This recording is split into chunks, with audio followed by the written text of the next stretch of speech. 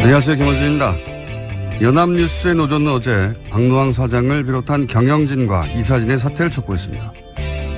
지난 4월 검찰이 이건희 회장의 성매매 의혹 수사를 마무리했다는 단독 기사를 박 시장이 사회부장에게 전화해 삼성의 광고 현황을 이야기하며 막았고, 이에 기자들이 반발하자 민감한 표현이 빠진 채 보도됐다는 겁니다. 연합뉴스의 노조가 경영진의 사퇴를 촉구한 것은 지난 8월 장충기 사장에게 문자한 언론인 명단에 포함됐던 조봉래 편집인에 대한 사퇴 촉구 이후 최근 2달 사이에만 벌써 두 번째입니다. 국가기관통신사로서 연합뉴스의 독립성은 대단히 중요하죠. 하지만 현 박 사장 체제 출범 이후 첫 번째 방문은 국립현충원이었고, 첫 번째 행사는 호국 영령을 기린다며 국기 개양식을 했었고, 첫 번째 조치는 편집의 독립을 위한 제도부터 폐지하는 것이었습니다. 그런데 그렇게 애국과 순국 선열을 생각하며 국기 개양식까지 하는 경영진이 정작 걱정한 걸로 드러나고 있는 사안들은 어떻게 다 삼성입니까? 국립현충원에 돈을 모셔둔 건 아니잖아요. 연합뉴스의 노조를 응원합니다. 김원준 생각이었습니다.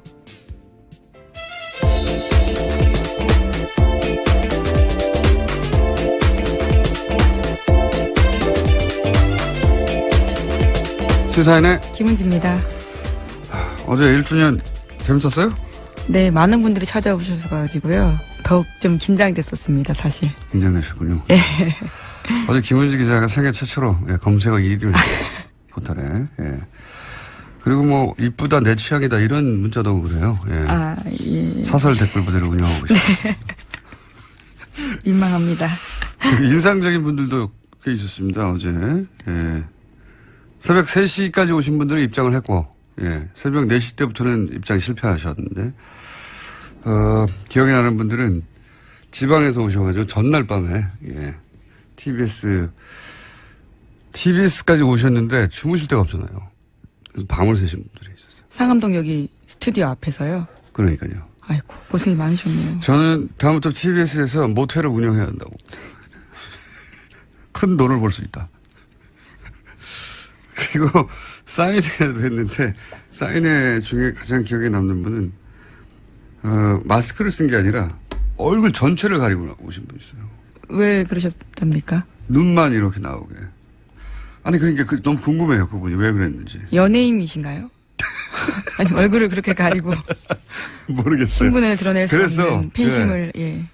이분은 평일날 저희가 9시 끝나거든요. 예, 다시 방문해 주십시오. 국정원인지 정체를 확인해야 되겠어요. 저희 게시판이나 문자판에. 마스크 오늘 재방문 예정하면 저희가 9시에 예, 사인을 했던 장소에 가서 기다리는 걸로 하겠습니다. 왜 마스크 정도가 아니고 얼굴 전체를 가리신 건지 매우 궁금합니다. 자, 여기까지 하고 뉴스를 진행해볼까요? 예, 브리핑해볼까요? 네, 계속해서 외교안보 소식 전해드리고 있습니다. 미국이 전략 폭격기 B-1B 랜서를 NLL 넘어서 최북단으로 출격시킨 데에 대해서 북한도 맞대응식으로 나설 경우에 자칫 위기 상황으로 번질 수 있다는 우려가 나오고 있습니다. 하지만 이 같은 긴장 속에서 미국 양측이 수위를 조절하려는 움직임도 있다라는 한국일보 지적이 있는데요. 세라 허커비 샌더스 백악관 대변인은 우리도 한반도의 평화적인 비핵화를 계속 추구하고 있다라고 밝혔습니다. 뿐만 아니라 허버트 맥메스터 국가안보 보좌관도 관련된 내용들을 말했는데요. 우리가 하고 싶은 것은 전쟁을 피하는 것이다 라고 밝혔습니다. 또 리용호 외무상 같은 경우에도요. 기자회견에서 자위권을 언급하긴 했지만 위협 수위를 계속 낮추고 있다는 점에 주목해야 한다라고 한국일보가 지적하고 있습니다. 북한 외무상은 수소폭탄 실용되지 않겠냐 다음 수순 얘기했다가 로켓 정도로 쏠 것처럼 얘기했다. 그 다음에는 전략 폭격기를 떨굴 권리를 가지게 될 것이다. 이미 있는데 점점 발언 수위는 낮춰지고 있어요. 예. 그러나 이 발언 수위가 낮춰졌다가 다시 트럼프 대통령이 나와서 발언 수위를 끌어올립니다. 예. 이걸 지금 몇 달째 반복하고 있고, 예. 트럼프 대통령은 이 긴장을 의도적으로 고조시키는 게 분명해 보여요. 이게 한두 번도 아니고. 예.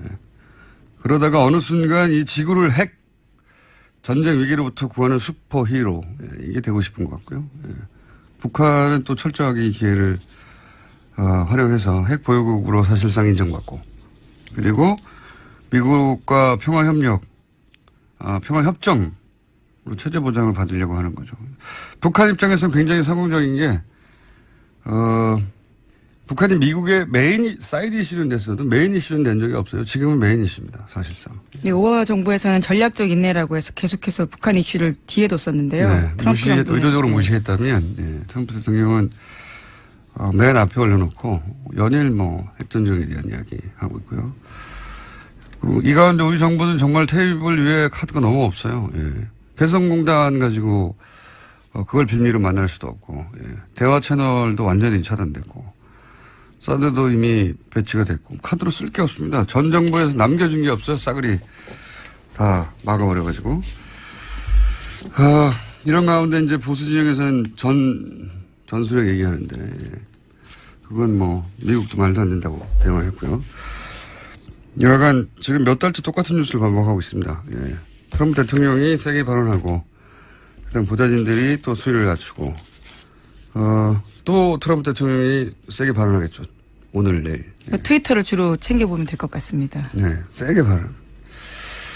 이런 가운데 이제 이런 뉴스를 다루는 우리나라 진보 보수 매체의 확연히 차이나는 태도들도 있어요. 드러나는. 그죠? 예, 허버트 맥메스터 백악관 국가안보보좌관 발언을 조선일보와 한겨레가 굉장히 다르게 보도했습니다. 앞서서 내세운 내용들이 다른데요. 조선일보 같은 경우에는 오늘 아침에 허버트 맥메스터 국가안보보좌관 발언을 이렇게 보도했습니다. 현재 4-5개의 시나리오를 검토하고 있고 일부는 더 험악하다면서 군사행동 시나리오가 있다라는 부분들을 강조했습니다. 군사행동 시나리오가 있다는 건 오래전부터 나온 얘기인데 이걸 이제 타이틀로 뽑은 거고요. 말하자면. 그리고 반면에 이제 한겨레 같은 경우에는 뭐라고 했죠? 예, 북핵 문제를 풀 수 있는 정밀 타격은 존재하지 않는다라면서 트럼프 행정부의 외교안보 분야 최고위급 관료가 선제적 대북 군사행동이 어렵다라는 점을 공개적으로 밝힌 게 처음이다라고 강조했습니다. 이런 얘기를 한 게 국방장관이 서울을 위험에 빠뜨리지 않는 군사 옵션이 있다라고 일주일 전쯤에 얘기했거든요. 거기에 대해서 이제 추가적으로 그 발언을 사실상은 부인한 거죠. 네, 모든 대북 군사 옵션들이 한국을 위험에 처하게 하는 북한의 대응 초래할 수 있다라는 점 인정한 겁니다. 그러니까 똑같은 말을 했는데,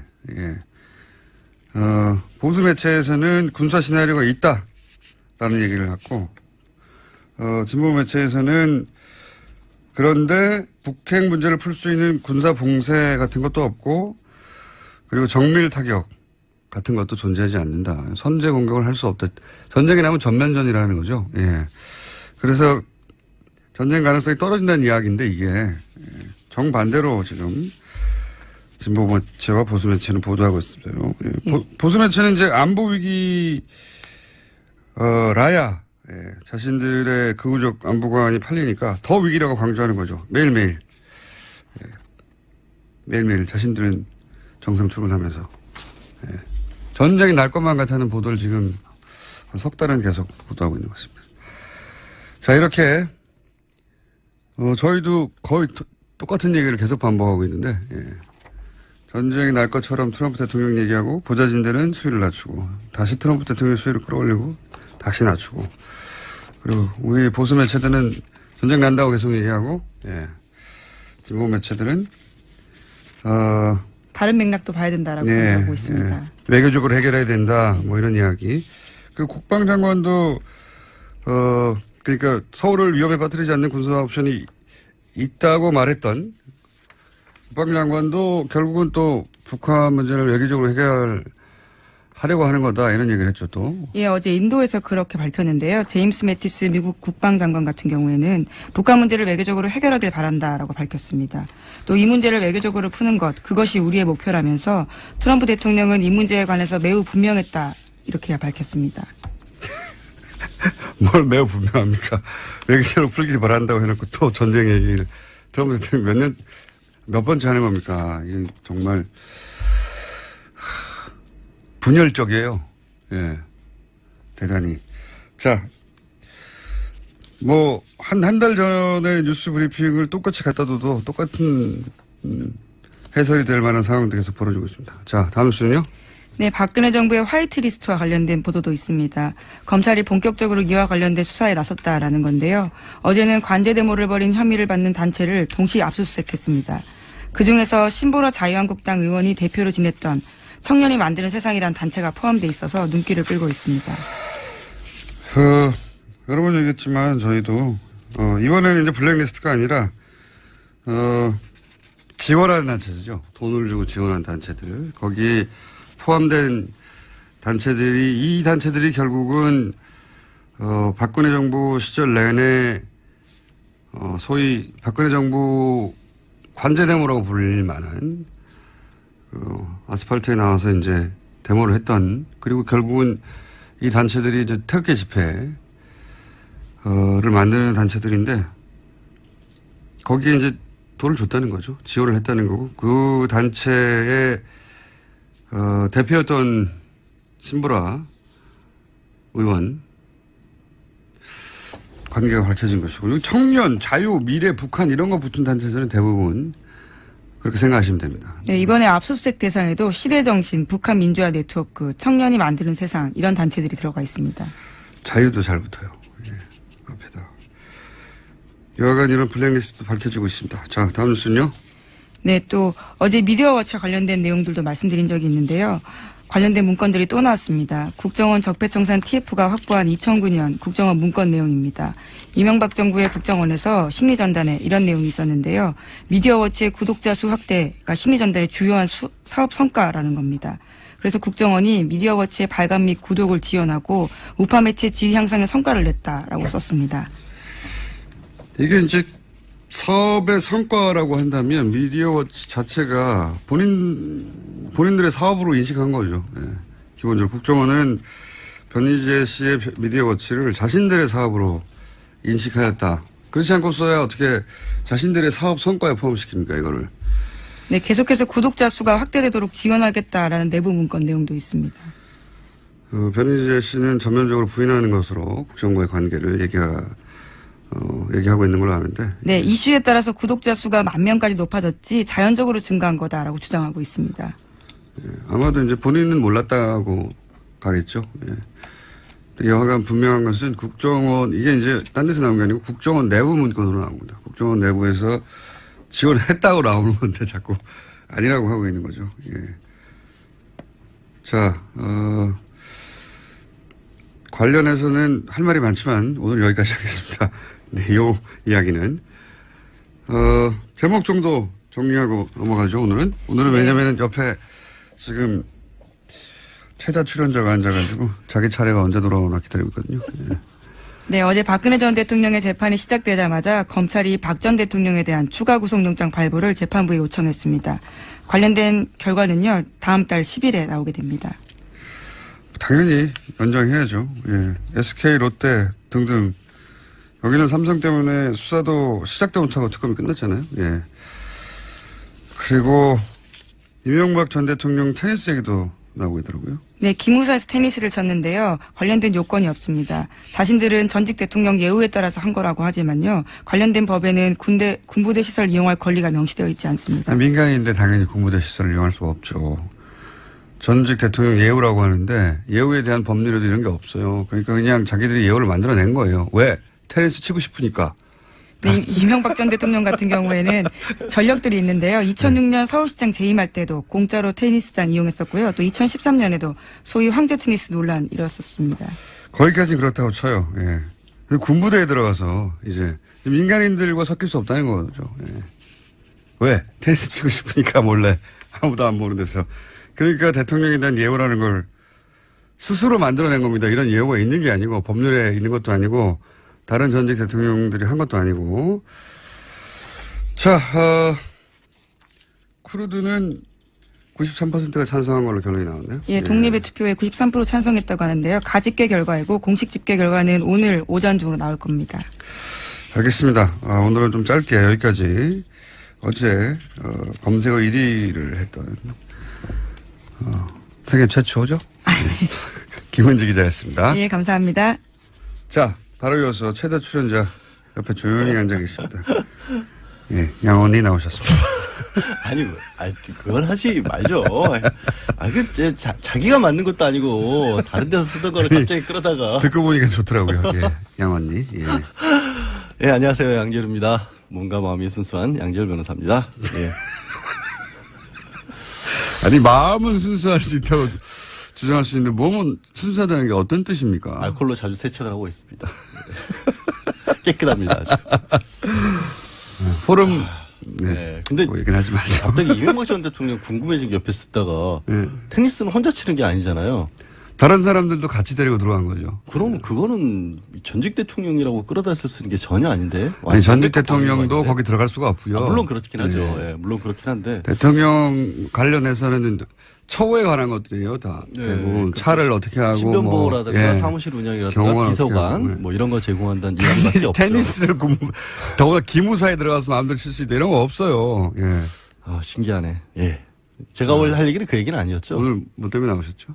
부르셨잖아요. 오늘 원래 쉬게 해준다고 해놓고 김광석 씨 사망 예, 사건 맞아. 때문에. 예. 그게 이제 어떻게 되는 겁니까? 김광석 씨. 전 부인 서예순 씨가 인터뷰를 하는 바람에 오히려 더 뭐 의혹을 많이 불러일으키고 있는데 결국에는 저기 이제 어제 인터뷰를 했던 방송국에서 딸 서연 양 이제 응급 진료 기록까지 다 공개를 했더라고요. 발표를 했는데 폐렴으로 사망한 거는 진료 기록상에 맞다. 근데 2016년 12월 23일 날 이미 새벽 6시에 심장이나 맥박이 없고 의식도 없는 상태로 사망한 상태로였다라는 거 사실상 사망한 나왔었고 채였다. 그리고 사흘 전쯤에 감기약 처방을 받은 것도 맞다. 그러면 이제 결국에는 이제 서혜숙 씨에 대해서는 그 김광석 씨의 형님이 소송사기하고 유기치사 두 가지로 고발을 하는 상태거든요. 그 두 가지를 밝히기 위해서 처음부터 그러면 유기치사라는 게 생명을 돌볼 그런 법적인 의무가 있는 친권자가 그 일을 제대로 안 한 채 방치를 했기 때문에 아이가 죽었다 이런 걸 밝혀내야 되는 3일 만에 거거든요. 급성폐렴으로 사실상 사망한 채 왔다고 하는데 제가 그렇죠. 듣기로는 굉장히 이례적인 거예요. 전문 의료인들은 그런 사망할 정도라면 진작에 병원에 왔어야 되는데 뭐 이렇게 2007년도 같은 경우가 아주 대한민국의 의료 기술이 떨어졌던 상황도 아니었기 때문에 아마 이 사건을 접수한 경찰에서는 아이 상태에 관해서 의료 기록 같은 것들 혹은 이제 응급 출동하게 되면 당장 기록을 남기잖아요. 그런 것부터 1차적으로 검토를 하고 뭐 언론에서는 이웃 사람들의 증언에서 아이가 많이 아팠었는데 치료가 제대로 이루어진 것 같지 않다라는 증언도 나오고 있는데 법적인 여력까지 인정받기는 어려웠고요. 그런 부분들이 간접적인 추정이고. 그거는 이제 사실은 부모가 아이가 사망에 이를 의사를 가지고 일부러 방치했다가 입증돼야 되잖아요. 그러니까 굉장히 어렵죠. 근데 한 가지 이제 조금 마음에 걸리는 부분은 아이가 가부키 증후군을 앓고 있었다고 알려졌거든요. 장애가 있었는데 이 가부키 증후군이라는 게 DNA 이상으로 뭐 신체나 얼굴 같은 부분이 특히 가부키 화장을 한 것처럼 좀 안 좋아 보인다.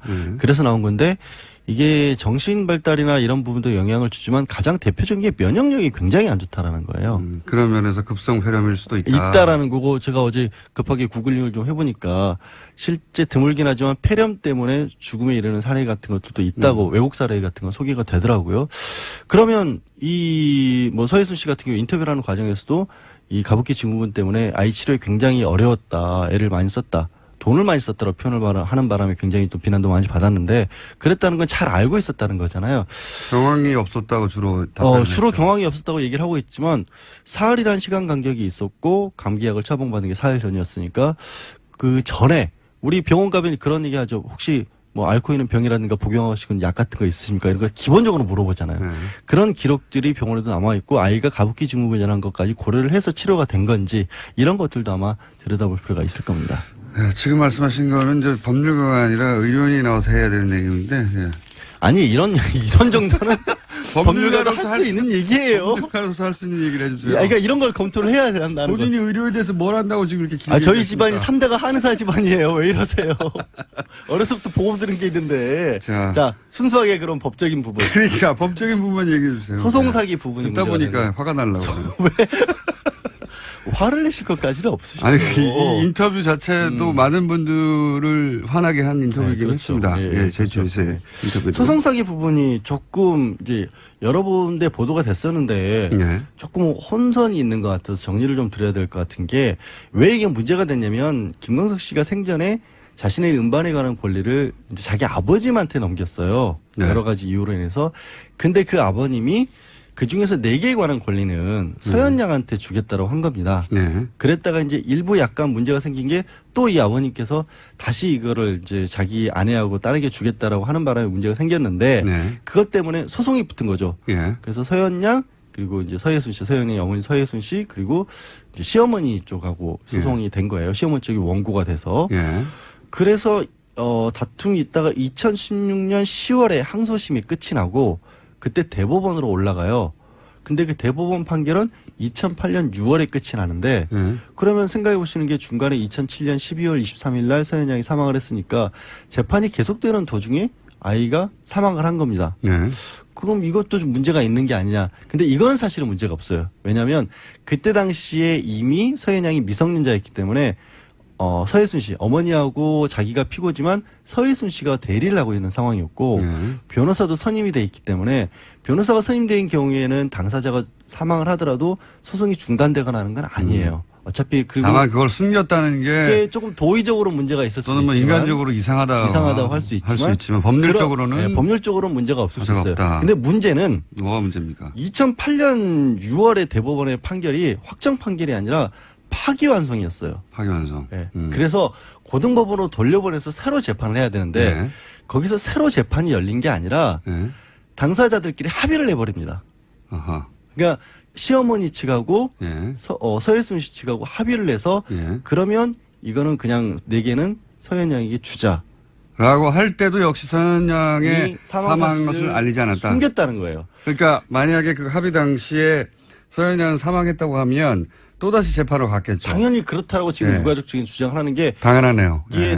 합리적이라고 생각이 드는 게 그렇죠. 이 시아버지가 서현양에게 그 4개의 음반을 주겠다고 한 이유는 예. 아까 말씀드렸다시피 몸이 좀 많이 안 좋은 상황이고 손녀에 대해서 그렇죠. 아이고 하니까 학비라든가 예. 생활비라든가 여러 가지 것들을 주기 그래 위해서 그러면 더 이상 재판하지 말고 손녀에게 주겠다고 한 건데 네. 손녀가 사망했는데 굳이 그럴 이유가 없었다라는 거예요. 그리고 아들도 사망하고 이제는 관계 끊어졌잖아요. 그렇죠. 예. 그러면 더더군다나 손녀가 사망했던 사실을 알리지도 않았었던 며느리에게 그걸 줄 이유가 있었어요. 그러면 이건 뭐에 해당됩니까? 그래서 이 부분이 소송 사기가 될 수 있다라고 김광석 씨 측은 유족 측은 주장을 하고 있는 겁니다. 변호사로서 보실 때 가능성이 있죠. 왜냐하면 대법원에 간 거는 말씀드렸다시피 크게 문제가 되지 거기까지는 않는데 법률 대리인이었기 때문에 새로 돌아온 상황은 이거는 새로운 상황이라고 봐야 돼요. 그렇군요. 이게 보통은 생각하길 당사자가 죽은 상태에서 알리지 않고 계속 재판하기 때문에 문제가 있다고 생각하지만 미성년자이기 때문에 그건 상관이 없어요. 법률적으로는 따질 수가 예, 없다. 변호사도 선임돼 이상하지만 법률적으로 따질 수 네. 없고 그게 돌아오고 나서 그 손녀가 살아있다는 전제하에 그러면 저작권을 줄게 네. 우리가 합의할게 했는데 그때 이미 사망한 상태이기 때문에 아하. 근데 그런 그게 이유로 사망을 숨겼다고 그 동기를 추정해 볼 수도 있겠네요. 그 부분은 이제 김광석 씨 유족 측이 주장하는 건데 한 가지 이제 문제는 그렇게 파기환송해서 돌아왔을 때 재판이 예. 재판을 끝난 상황에서 새롭게 시작한 재판으로 봐야 될 것이냐 아니면 기존 재판이 이어지고 있는 상황으로 봐야 될 것이냐는 법률적으로 좀 다툼이 있어요. 그것도 하나의 중요한 쟁점이 될 겁니다. 어쨌든 핵심은 합의를 했는데 합의할 때 숨겼다. 그렇죠. 그 혜택을 받을 당사자가 사망했다는 것을 상대방한테 숨긴 거 아닙니까? 그렇죠. 근데 사망을 하면 당연히 이 서현양의 사망으로 그 모든 권리는 이제 지금과 같은 상황, 서예순 씨에게 다 가 있는 상황이 되는 거죠. 그래서 유가족 측에서는 조금 이거는 변호사 같네요, 이제. 조금? 좀 너무하세요. 지금 5분 동안 계속 법률 얘기만 했잖아요. 아까 급성폐렴 얘기할 때는 네. 제가 그 부분도 유기치사 설명을 하기 위해서는 필요한 부분이었어요. 급성폐렴에 대해서 이 양반이 뭘 한다고 자, 3대 한의원. 구글하고 와가지고 지금 3대 한의원. 영어로 구글했어요? 그거 찾아보려고. 예. 왜 이러세요? 자, 3대 예. 3대 한의원? 예. 그렇습니다. 예. 그러면은 그 가족 친지한테 물어보든지요. 3대 한의원을 하신 가부 기명과 급성폐렴에 대해서 저희 아버지는 평소에 이렇게 말씀하셨습니다. 제가 그럼 조금 믿겠어요. 구글을 하고 와가지고 지금 아무나 할 수 원래 있는. 변호사들도 그런 자료 찾을 때 그렇게 해요. 예. 그 증거자료 냅니다. 그런 논문들. 자, 소송 사기의 가능성이 있다. 다른 거는 지금 걸릴 여지가 없는 거죠. 다른 거는 이제 김광석 씨 본인의 사망에 관해서는 정말 들여다보기 어려워요. 이청설 경찰서장도 어렵다고 했는데 너무 오래됐고요. 예. 근데 한 가지 약간 여지는 남겨두고 있는 게 지금 서혜순 씨가 이상호 기자를 명예훼손으로 고발을 하겠다고 했잖아요. 네. 그걸 원해요 또. 그렇죠. 기자는. 왜 원하고 있냐면 네. 허위사실 유포에 의한 명예훼손으로 고발을 하면 이게 허위사실인지 아닌지 아닌지를 밝혀야 되니까. 알아보기 위해서 김광수 죽음을 돌아볼 수 있는 게 아니냐라고 네. 이상호 기자는 기대를 하고 있는 거죠. 이상호 기자가 원래 어떤 사안을 추적할 때 그런 식으로 나를 고소를 해라. 네, 그게 변태적이죠. 소송 패티시야. 그 변태적인 방식으로. 그런데 또 그게 유일하게 진실에 접근할 루트일 경우가 있습니다. 그렇죠. 네. 지금은 왜냐하면 2000년도에 이미 공소시효가 끝이 났고 돌이킬 네. 수 있는 방법은 없어요. 그만하세요 이제. 알았어. 아니 마지막 부분은 좀 얘기를 해주세요. 변호사 같다고 좀. 변호사 같아요. 네, 소송 조금 말고 세계할 때는. 많이. 예. 네. 왜냐하면 이렇게 디테일하게. 지금까지 몸과 마음이 순수한 양기열 변호사였습니다. 감사합니다. 예, 고맙습니다. 내년 지방선거 최대 격전지로 예상되는 경기도지사. 최근 남경필 도지사와 이재명 시장이 설전을 주고받고 있습니다. 네. 지난 시간은 저희 이재명 시장을 전화로 연결했고 오늘은 조금 더 급하신 남경필 도지사 스튜디오에 직접 모셨습니다. 안녕하십니까? 네, 안녕하십니까? 예. 저희가 스튜디오에 한번 나오시라고 한 지가 1년 가까이 됐습니다. 네. 예. 본인 코가 석자가 돼서 이제야 나오시네요. 원래 그런 겁니다. 급해야 나옵니다. 그리고 이제, 이 도지사님 보좌진들이 굉장히 훌륭합니다. 네. 질문지하고 답변을 이렇게 막 10페이지짜리를 준비해가지고 저한테 대본으로 보냈어요. 근데 그대로 안 하실 거잖아요. 그러니까 왜 이런 일을 하는 거죠? 그래도 우리 보좌진들 열심히 해야죠. 자, 이재명 시장님과 주거니 박건이 최근에 하시는 거는 제가 좀 이따 여쭤보기로 하고 아무래도 아드님 이야기, 장남 이야기를 잠깐 먼저 하고 넘어가는 게 좋겠습니다. 네. 예. 그 혐의는 사법기관에서 따질 것이고요. 네. 예. 제가 묻고 싶은 것은 물론 그 잘못은 잘못인데 혹시 이 사건이 소위 그 바른정당의 독자적인 노선을 강조하는 자강파, 본인도 대표적인 자강파가 가장 먼저 탈당하신 분이니까. 네. 자강파에 대한 어떤 설계 징후를 개인적으로 느끼신 적은 없으십니까?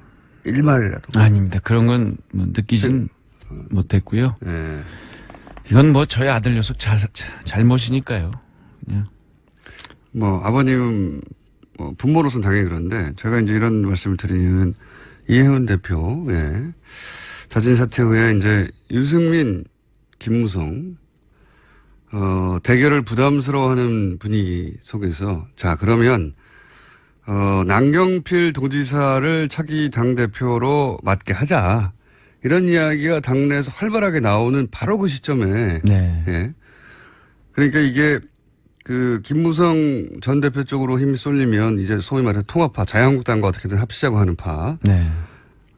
당을 장악하게 되는데 그게 아니라 남경필 도지사 자강파가 다시 한번 그래 그러면 남경필 도지사한테 당대표 맡기지 이런 타이밍에 이런 사건이 터져서 굉장히 기가 막힌 우연이고 그래서 제가 여쭤보는 건데 본인이 그런 건 느끼신 적은 없고 네, 그렇게 느끼진 못했고요.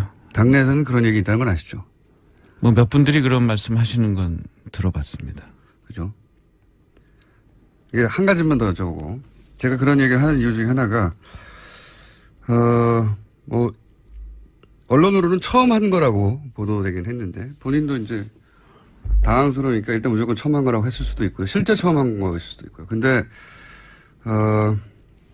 처음 한 게 아니라면 이게 전제입니다. 아니라면 보통 정보기관들이 이런 사실을 주요 정치인의 자녀에 관한 정보들을 알고 있고 그래서 사전에 알고 있다가 남경필 도지사가 다시 글로 그래서 이제 미끼를 던져놓고 그걸 던지기라고 하잖아요. 예.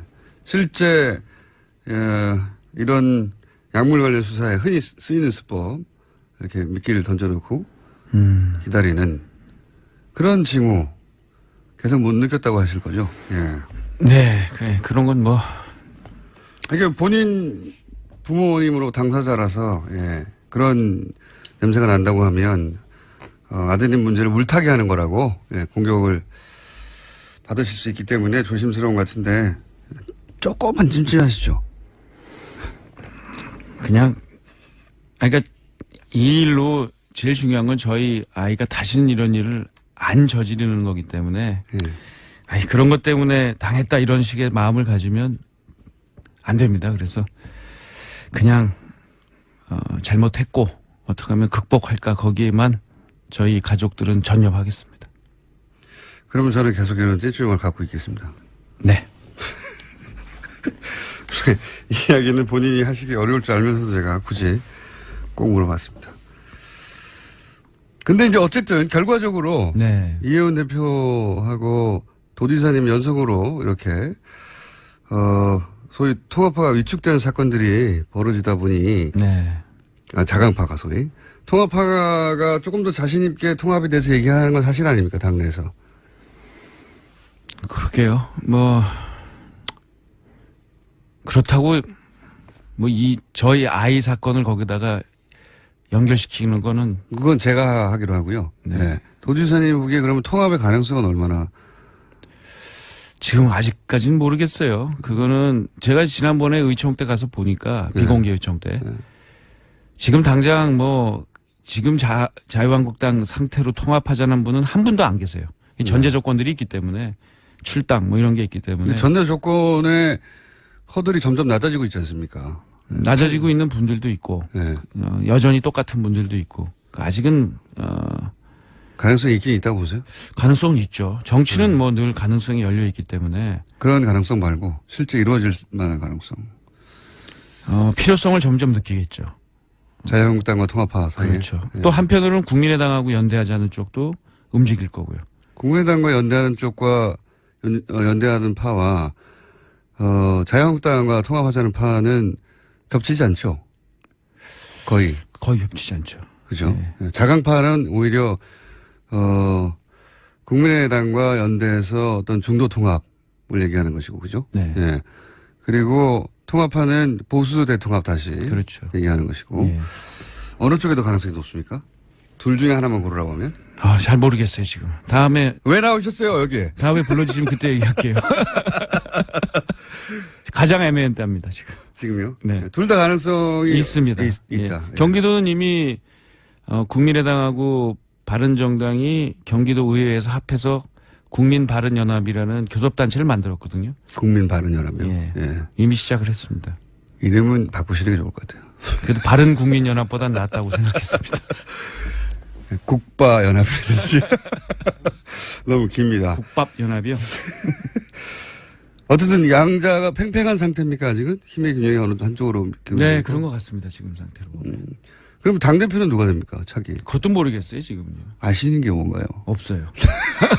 전 요새 저희 아들 녀석 문제하고 청년 문제.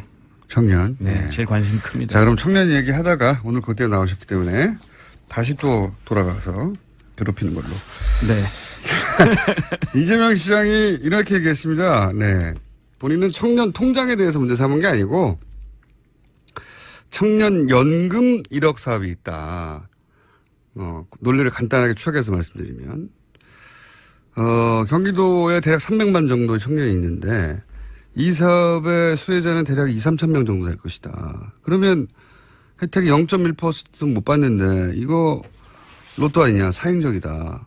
그냥 듣기로는 일리 있습니다. 여기 대해서 뭐라고 반론하시겠습니까? 그러니까 이 사행성이라고 하는 것은 이제 사과를 하셔야 돼요. 그거는 청년들에 대한 모욕입니다. 근데 그래서 그 부분도 그렇게 말씀하실 거를 미리 예측하고 이재명 시장이 인터뷰하기를 본인은 청년들을 지정한 게 아니라 그런 정책을 만든 도지사님을 공격하는 거라고 하거든요. 예. 아니 그러니까 그런 거에 그 얘기는 뭐 거꾸로 얘기하면 뭐냐면 사행성에 걸려든다는 거 아니에요, 그 청년들이.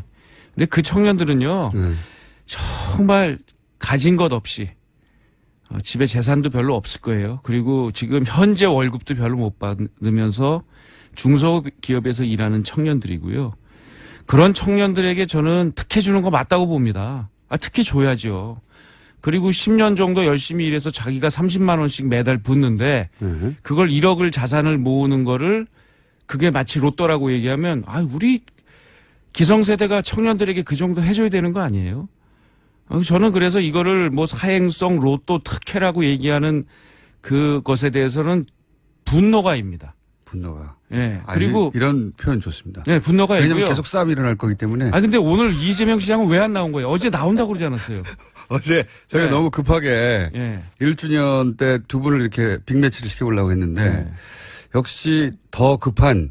새벽에 뭐가 그렇게 급한 게 있어? 아니, 제 말은 도지사님은 네. 지금 마음이 급하다 보니까 나온다고 하셨는데. 예. 근데 이렇게 서로 주장이 엇갈릴 때는 이재명 시장이 나는 좀 천천히 해도 돼. 그거야 뭐. 근데 대질신문이 최고잖아요. 자꾸만 주장이 엇갈릴 때. 조만간에 저희가 대질신문 자리 마련하겠습니다. 네, 그러게요. 하긴 한다고 했거든요. 그러면 뭐 그때 자세히 얘기하면 되겠는데요. 예. 논리가 다 폭로될까봐. 그러니까 이거는 제가 볼 때는 딱 붙어서 얘기하면 네. 누구 말이 옳고 누구 말이 그른지 뭐 옳고 그른 건 아니고. 도지사님 말도 일리가 있습니다. 특별히 상황이 어렵고 소위 계층 상승의 가능성이 매우 낮은 1,000명, 2,000명 혹은 2,000명, 3,000명에게 아니에요. 그것도 틀린 게 10,000명입니다. 그것도 10,000명. 10,000명이고요. 10,000명한테 1억 주려면 이게 얼마나 듭니까? 저희가 정책이 세 가지인데요. 예. 1억 청년연금은 10,000명. 네. 그다음에 매달 30만 원씩 지원해드리는 마이스터 통장. 이거는 제조업만 해당이 되는데 이건 2만 명. 예. 그리고 복지 포인트는 10만 명이라서 13만 명이 대상이고요. 이게 전체 대상자가 쭉 따져보니까 저희가 84만 명 정도 되거든요. 예. 그래서 84만 명 중에 이 선발위원이 약 15% 정도 됩니다. 총액이 얼마나 들어가는 겁니까? 이게 10년 동안 6천억. 6천억이요? 매년 한 600억 정도 드는데 경기도 지금 올해 되면 3조 2천억 빚 있던 거 제가 도지사 된 이후에 다 갚거든요. 네. 빚도 없어요. 600억 정도 충분히 할 수 있는 예산입니다. 1년에 600억 정도. 예. 이거 제가 볼 때는 한번 해보고. 전체 복지 예산의 몇 퍼센트 예상됩니까? 이게? 복지 예산은 지금 저희 예산의 30%니까 이게 뭐 몇 조 들어가는 거기 때문에 그거하고 비교할 수는 없고요. 예를 들면 뭐 지금 급식 지원하는 거에 저희가 1년에 한 1,500억에서 2,000억 정도 지원합니다. 네. 무상급식에. 네. 그거에 비하면 뭐 액수도 작고 저는 이 정책은 더 확대해야 된다고 봐요. 지금 요번에 저희가 일하는 청년 통장은 이재명 시장께서도 찬성을 하더라고요. 그렇죠. 예. 그게 3년 동안 1,000만 원 만드는 정책이에요. 예. 저희가 이거 4,000명 전체 10,000명 모집인데 네. 요번 차수는 4,000명인데 3만 명이 왔어요. 중간중간에 이재명 시장님을 더 공격해 주세요. 네. 그건 여기 와서 같이 딱 1대1로 대질신문할 때 제가 아주 그냥 네. 정확하게 토론을 했으면 좋겠고요. 그래서 이게 저희가 3년짜리를 1,000만 원으로 했던 거를 본인이 30만 원으로 내고 기간을 3년에서 10년을 늘려서 이게 10배가 된 겁니다. 진작에 하지 이거 추경을 급히 한 거 보면은 다음 선거용이다 이렇게 하는 비판도 있습니다. 그러니까 이게 3년 동안 준비한 정책이에요. 정말 이게 제가 지사 된 다음부터 3년 준비해서 지금 하시는 겁니까? 그렇습니다. 네. 한 3년 정도 걸려요. 제대로 정책 만들려면. 그래요? 예. 약간 궁색한데요. 그 추경이 안 됐잖아요. 그래서 내년 본 예산부터 저희가 이거 혹시 이런 거 아닙니까? 내가 서로 도지사가 안 되더라도 남은 예산을 내가 다 탕진해버릴 테야 이런 거 아니에요 혹시? 탕진할 필요도 없고요. 저희 경기도 지금 빚 많이 갚고 예산 좋아서 괜찮습니다. 좀 더 하고 싶어요. 더 하고 싶다. 네. 저는 문재인 정부가 이런 거 좀 같이 해서 네. 자, 정부도 할 테니 우리 5년에 1억짜리 만들고 숫자 좀 늘려보자. 이렇게 좀 해줬으면 좋겠어요. 이런 생각은 없어요. 이제 이재명 시장의 뭐 자세한 반박은 또 본인이 하실 테니까. 근데 그럼요. 취지는 이해하는데 대상자가 뭐 2,000명, 3,000명이든 혹은 10,000명이든 300만에 비해서는 적으니까 액수를 좀 줄여서 좀 더 넓은 대상자에게 혜택이 돌아가도록 하는 개 복지라는 정신에 맞는데 1억이라는 숫자로 이렇게 임팩트를 주기 위해서 굳이 1억을 정한 거 아니냐. 그러니까 그건 맞죠. 아니 그 눈으로만 보면 그렇게 보일 거예요. 왜냐하면 부처님 눈으로 보면 그렇게 안 보입니다. 왜냐하면 네. 지금 말씀드린 부처님 대로 눈으로 보면 시주하라 하겠죠, 이 돈을 그냥. 예. 그래서 이 더 넓게 하면 지금 아까 말씀드린 대로 복지 포인트 같은 경우가 넓게 해서 10만 명, 이게 1년에 120만 원 정도의 포인트를 받거든요. 네. 그걸 넓게 10만 명 단위로 짠 겁니다. 모수가 85만인데 약 13만 명이면 15%가 대상자면 이게 상당히 많은 대상자가 돼 있는 거고요. 0.1%라고 말하는 건 과장이다. 아, 그거는 네. 뭐 늘 정치적으로 이렇게 딱 0.1%, 이 팩트가 잘못돼 있어요. 그러니까 허위사실 유포에 걸릴 수 있습니다. 0.1%라고 하는 것도 지나치게 뭐 계산을 박하게 한다든가 아니면 그런 식의 정치적 수사지. 네. 0.1%가 아니다. 아니, 그리고 1억하고 비슷한 거네요. 1억 그러니까- 빡 하는 거랑. 그러니까 근데 우리 청년들한테 네. 10년 정도 일하면 자산 1억 만드는 게 이게 어떻게 로또입니까? 그러면 경기도 본인이 돈을 내는데. 경기도에 사는 청년들은 요 프로그램에 뭐랄까 선정되면 네. 10년간 지원을 받는 겁니까? 그렇죠. 본인이 파기하기 전까지는. 본인은 뭘 약속해야 됩니까? 10년 동안 중소기업에서 일하면서 본인이 10만 원을 내면 3,300만 원 받는 거고요. 20만 원 내면 6,600만 원 받는 거고 30만 원 내면 1억 받는 거예요. 30만 원을 일회성으로 내는 겁니까? 매달 30만 원씩. 아, 매달 30만 원씩 내면 본인이 3,600만 원을 붓는 꼴이잖아요. 네. 10년이면. 그러면 그러면- 경기도가 매칭을 해서 3,600만 원을 또 대줍니다. 경기도로 이사 가야 될 것 같은데. 이거 오세요. 경기도에 이런 정책 많아요. 주거 정책도 있고. 살다가 이사 가면 어떻게 됩니까?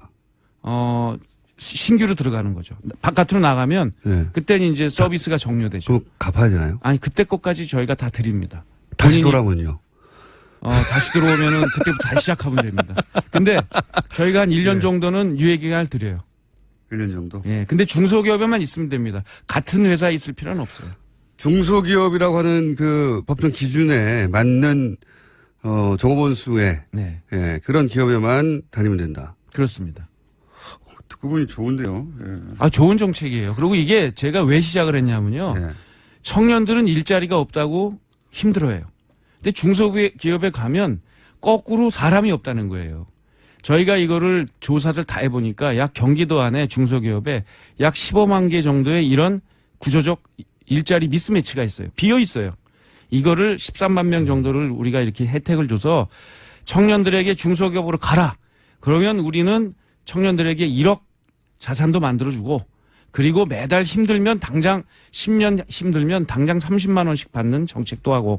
근데 이렇게 한 번 이렇게 도가 예. 약속했으면 그분들은 그걸 계속 받아야 되는 거 아닙니까? 그죠? 그렇죠. 네. 당연히. 개인이 약속한 게 아니니까. 네. 그러니까 이게 이제 만약에 이게 시행되고 네. 도지사님은 내년에 당선이 안 되면 네. 상당히 가능성이 높은 얘기를 하고 계시군요. 그 혜택은 그러면은 계속 받되 이재명 시장이 이걸 계속 추진해야 되는 거군요. 만약에 당선된다면. 예. 이거는요. 예. 여야가 연정에 의해서 합의해서 한 정책입니다. 함부로 누가 와서 바꿀 수가 없어요. 여기서 여는 현재는 민주당인데 민주당 시의원들과 도의원들과 이미 그럼요. 합의가 된다. 다 합의한 내용입니다. 그래서 1월 1일부터 전면 시행하기로 저희는 이 연정을 하면서 가장 좋은 것은 예를 들면 노동개혁이라든지 이러한 청년 정책이라든지 주거 정책을 여야 간에 합의로 하기 때문에 장기적인 정책이 가능하죠.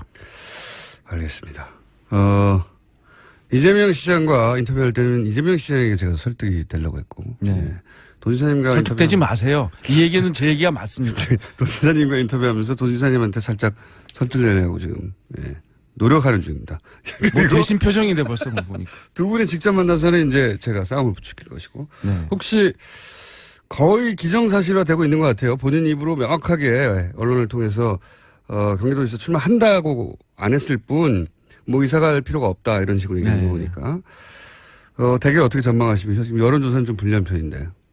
저는 아주 즐거운 마음으로 기대합니다. 왜냐하면 이렇게 요번에도 보면 이 정책적인 색깔의 차이가 분명하잖아요. 그렇죠. 예, 확실히. 그래서 저는 이 정책 대결로 이 선거가 대결이 이루어진다면 거기도 뭐 예선전 치열하게 치러야 될 것 같은데 예. 굉장히 대한민국 정치사에서 의미 있는 선거 대결이 되지 않을까 생각을 합니다. 흑색 선전이 아니라 이번엔 정책 대결로 네. 승부를 볼 수 있을 것 같다. 서로 뭐 흑색 선전할 위치에 있는 사람들은 아닌 것 같습니다. 위치에는 있지만 너무 거리가 서로 많아가지고요. 그러니까요. 그러니까 서로 그거를 서로의 뭐 흑색 선전을 물고 늘어질.